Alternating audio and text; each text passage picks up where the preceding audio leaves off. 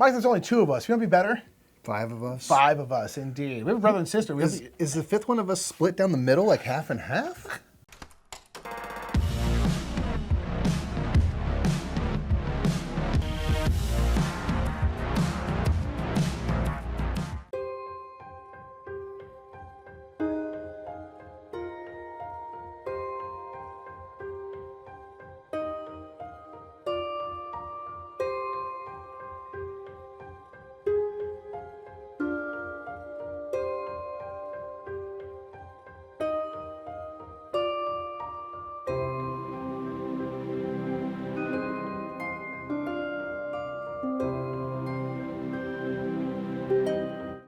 Terrifying. What's up, everybody? I'm Nick. I'm Mike. We are the Brothers Murph, and that's right. Today we're talking about 5-player games. Yes. 5 players specifically, games that we think are best at 5. I will say, when you get to the 5 and 6 player, it's tough to find games where I'm like, this is truly better at 5, right? Yeah, there are. There's a lot of games that go to 5. Should they? Yeah. You know? Any Euro game is like, here's a 5th player expansion. I'm wrong. Like, Incorrect. no, thank you. But there are some games that Yes. truly thrive at those higher Yes. player counts because it just adds to the kind of bombastic nature of them. You'll see a lot of these ones will have a similar theme of, for us, it just adds to the chaos element, which is really fun. So these are going to be our top 10, our personal favorite games to play at that 5-player count. Let's get into it.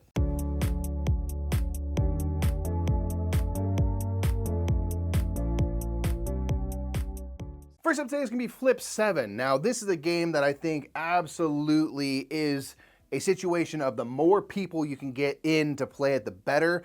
This is a game where it's kind of like the classic, do I hit or do I stay? You are going to be trying to get as many unique cards as possible, because the whole thing about this game is that if you draw a card number that you already have, you go bust, you score no points, and you can decide, do I get another card or do I decide to opt out of the round? I stay where I am, bank the points that I have, and play for another round. The other thing that's really cool is that there are numbers 0 through 12, and the value of the card is how many copies of that card there are. So of course 12 is a better score than 1, but if you keep playing, you're more likely to draw another 12. So there's that kind of push and pull, the press your luck. There's also these action cards that can freeze other players, force other players or yourself to draw additional cards and stuff like that. And that's where it's really fun to have a lot of different players. You just have everyone's dealing the card. You want to hit or stay, hit or stay, hit or stay, and you're drawing out these cards like that and messing with each other and stuff. It's just really fun to see how many people have these like really big rounds or these monumental failures of rounds in this kind of race to points.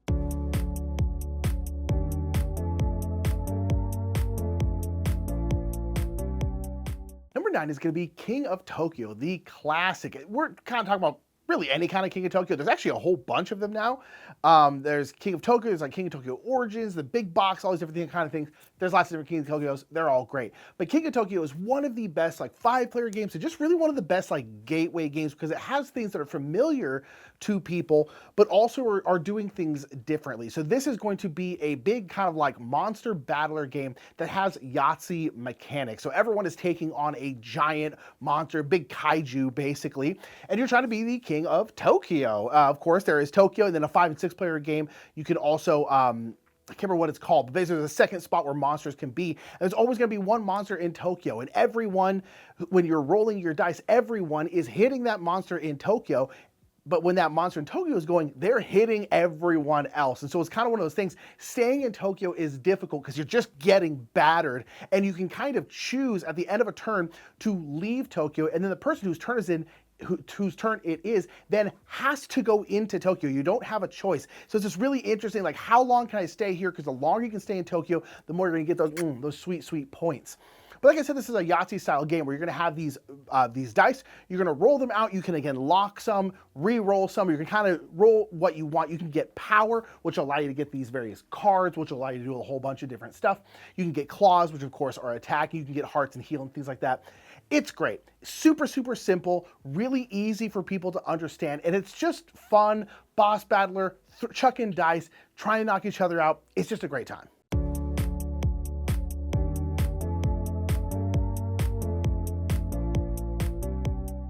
Next up is going to be High Society. This is a great auction-style game where you are betting on the finer things in life, and you want to have kind of as extravagant a lifestyle as humanly possible.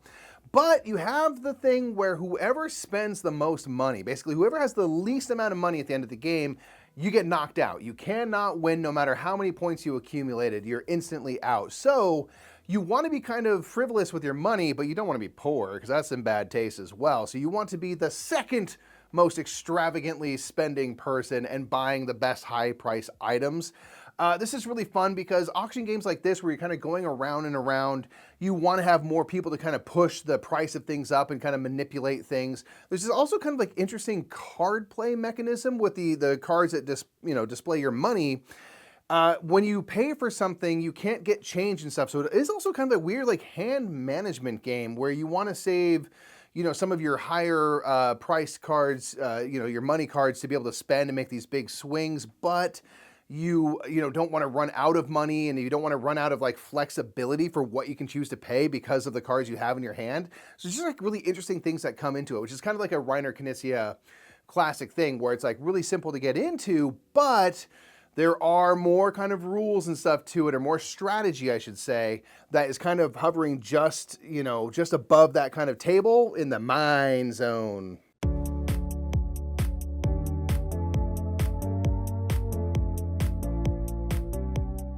Number 7 is going to be Hadara. Shouts out to Link and Nikki. We played this game with Link and Nikki. I think we recorded it. I think we were on a live stream. This was quite a while ago now. But nonetheless, Hadara is a great game. If you just like playing cards, bumping tracks, that kind of thing. It's a really, really great game. And this is also a great game at a higher player count because it just moves quickly. And there's just kind of, it's simple enough where you can teach it quick and just kind of breeze through it. It's very, very good. So this is a game where you're it's a civilization themed game. Let's be honest. It's not like a big Civ game like Civ 7 or Civ 6 or something like that. But you are basically trying to bump up these tracks in all these different parts of civilizations. You have like a military track, you have like a culture track, a food track, a money track, those different kinds of things. And then basically wherever you are kind of on this like central circular board, those are going to kind of pertain to one of those things: culture, prosperity, purple, those kinds of things. And you're basically going to get a card from that area, and then you can choose to either buy it or discard. If you discard it, you get a little bit of money depending on the round, or you can buy it with money, and then you'll basically put it in your ever-growing tableau. And what those cards are going to do is allow you to bump up these tracks. All the cards, with the exception of the purple cards, are mostly going to allow you to just bump up these tracks. The higher you get up these tracks, the better. The yellow track is the money track. That gives you more money so you can buy more cards. The blue track is culture. That is going to give you these culture. You can erect these statues, which will give you points.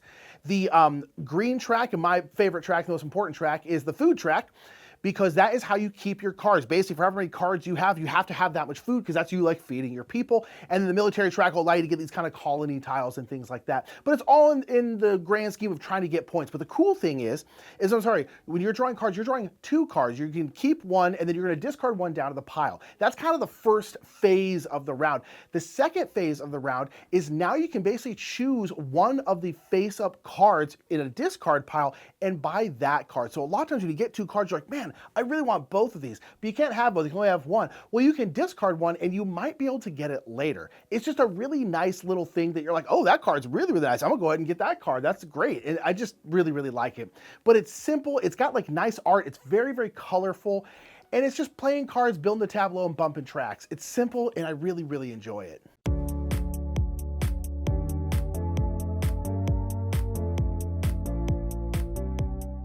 Next up is gonna be Magical Athlete. I just had a chance to play this for the first time, the new version that came out. And this is absolutely a game where you want as many people as possible in it because it's going to create even more chaos.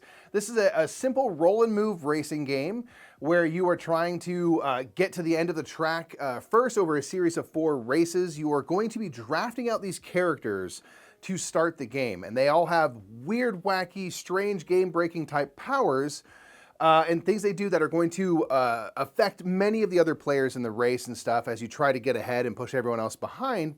So you're going to draft out these characters, and then for each race, you're going to choose which one of your characters is going to be in this race.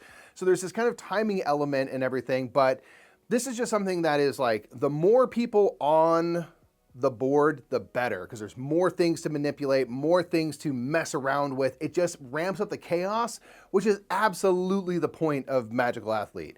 It's just a silly, chaotic, fun time. There is not really a heck of a lot of thinking going on. And so I just want to enjoy the show. And the more people there are to kind of run around and bonk into each other and turn people backward and stuff like that, the better. So this is one that also perfect convention game because it just gives you so much silliness. The more characters are interacting in the strange ways, the strange interactions that those create as they bounce off each other with their abilities.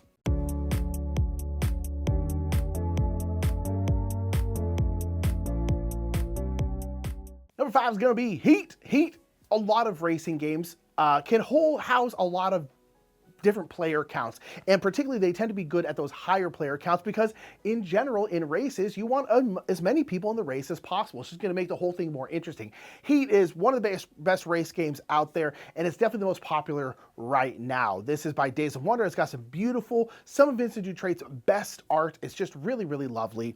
But yeah, this is a Formula One racing game where you're going to be doing a lap or two around a certain map. There's a whole bunch of different maps, and these maps of course are winding around, and some of the turns are going to be like wider turns, some are going to be really quick hairpin turns.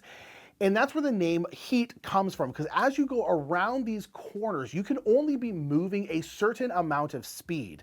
So if your speed is like 8 and this corner is 5, you are 3 over that and you are going to spin out. That is unless you can take heat out of your engine. You're basically going to have on your little player board a stack of like heat cards in your engine, and for every one you're over, you have to take those heat cards and put them in your discard pile. What they're basically going to do is gunk up your hand. It's a little bit of a deck building game. You're kind of going, well, I guess not really deck building because you're not really building it throughout the game. You're kind of just going through your deck a whole bunch. So you don't really want those heat cards there because they're just gunking up your hands, not allowing you to move, not really allowing you to do much, but you need those heat cards to get around these corners faster because you don't want to have to slow down and go around. It's like a little just really, really slowly because everyone else is going to blow right past it. So you basically want to try and go around a corner as fast as you possibly can and really like push it around the corner.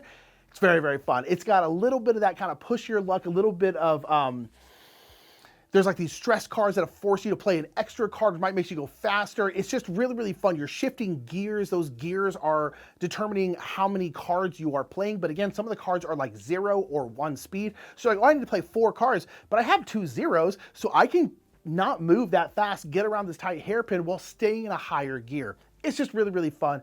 There's tons of modules in the base game for this. There's like weather and kind of like a little bit of a campaign, all this different kind of stuff.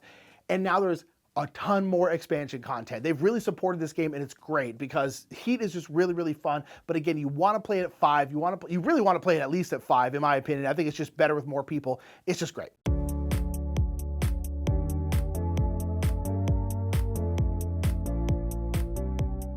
Next up is going to be Hansa Teutonica. This is a classic game that's been around a while. And this is a game where you are going to be playing out pieces kind of along these routes and stuff, trying to get to the end and build offices and kind of power up your pieces and things like that. And what I really like about this game is, like a lot of these, slightly older Euro games, there's just a smoothness to them. This is one I don't mind playing at a 5-player count, a higher player count, because the turns are super quick. You're not really taking a ton of time, so the game continues to move, and then you have, in a game like this, kind of the jockeying for position along these routes and stuff, and who's going to actually complete the route. You want to have that, you want to be in contention for those things. You want to be trying to outmaneuver and outflank where everyone else is playing, what everyone else is trying to do. So it's something that's definitely bolstered by having more people on the board. There are different boards and things you can play for different player counts, but this is one that, like, normally I would maybe want to go to a game like this, like a 4-player count, but this game, because it just kind of clips along so smoothly, I am happy to play it at that full 5 players.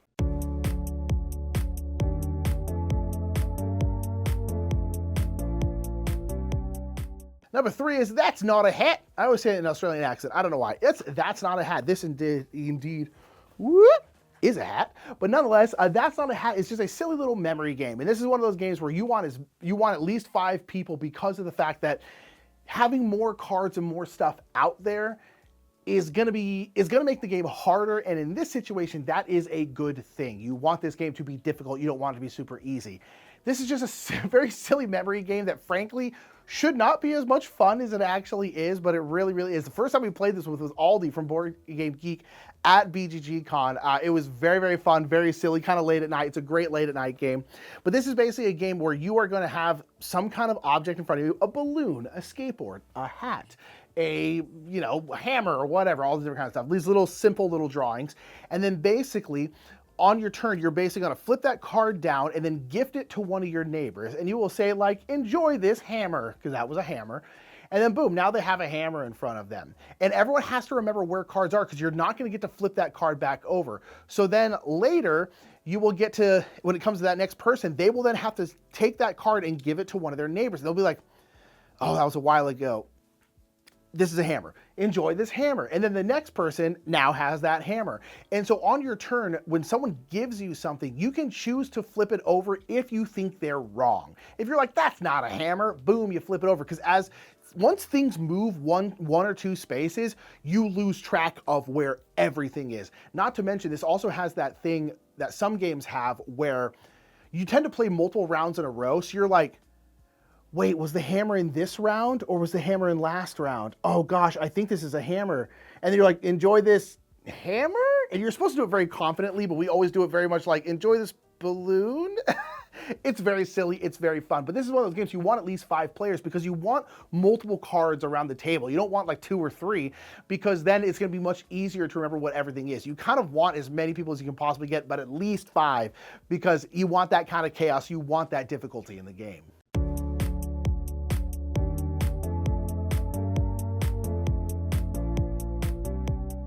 Next up is going to be a game called Hooky. This is a deduction style word game where we are going to have a certain amount of cards that are showing all the various letters of the alphabet that are different students in your class. So the first letter of their name will be the letter of your card. So X and J and things like that.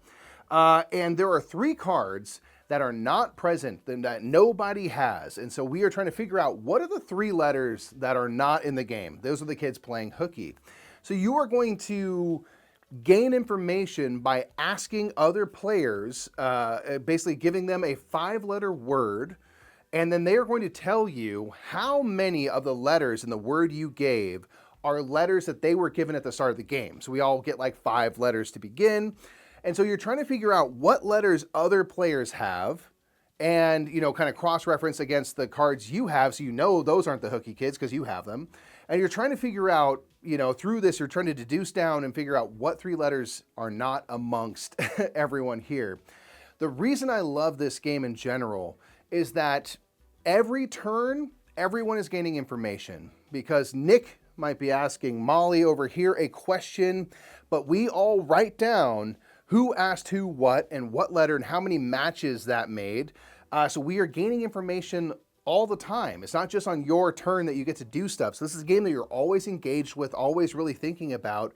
And I love playing at that 5-player count because there's just more people to, to hear questions and clues from and stuff. So I really just enjoy getting this this is like the Charlie Day, like looking at the thing, trying to connect all the lines together and figure out and cross-reference stuff. So it just makes for this kind of like maximum mind puzzle that will just, I have games where I feel like I'm smart and other games where I feel like I could not be further from understanding anything about the world. And it's just really fun to try to like hang on for dear life as people are asking, clues of each other, and then one player inevitably goes, "Oh, that's interesting." And I'm like, "What's interesting? I missed it. I don't know what's going on." And so it's really, really fun. And I just want more people so I can have more people giving clues.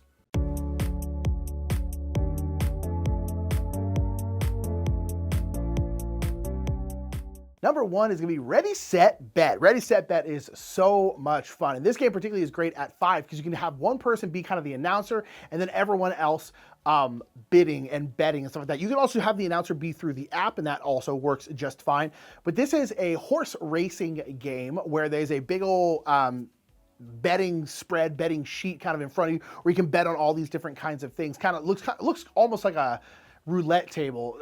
All the betting part, even though it's not roulette. But basically, there is going to be one person announcing, and they're going to be rolling these dice, and whatever they roll, that horse is going to move forward. So if they roll a 7, the 7th horse moves forward. If they roll a 1 or a 2, the 1 to 2 horse moves forward. And they're basically moving forward, boom, boom, boom. And as this person is going, oh, number 7 is going forward, number 7, oh, number 6 is going forward, oh, number 6 again, number 6 again. And you just kind of like getting this really like auctioneering kind of way of going about it. But then as that person is doing that, is rolling out these things and moving these horses, they're not stopping. They're just constantly rolling and move a horse, rolling, move a horse, rolling, move a horse, rolling, move a horse, just boom, boom, boom, boom, boom. And while all that's happening, everyone else who is playing is making bets on who they think is going to win, all in real time. So if number 7 is just flying ahead, you're kind of like, oh, I'm betting on 7. I think 7 is going to do it. And you're like, no, 12 is going to do it. Super unlikely, but the payouts are really good if they do. So you know what? Screw it, I'm doing it. There's all these other kind of like prop bets around you can bet on that, like 8 will be at least 3 behind everyone else, or all these different kinds of things.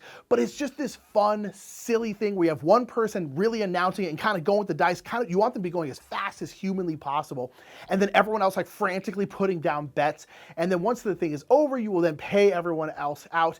People will be getting more and more like special powers and stuff. More and more kind of bets will be coming out. It's just really, really fun. It's a great like convention game, great big game night kind of game. You got 5 people. You kind of rotate whoever is the announcer. Again, you can have the app be the announcer, but I think it's really fun when one person is the announcer and you just kind of have it go, go, go. It's great.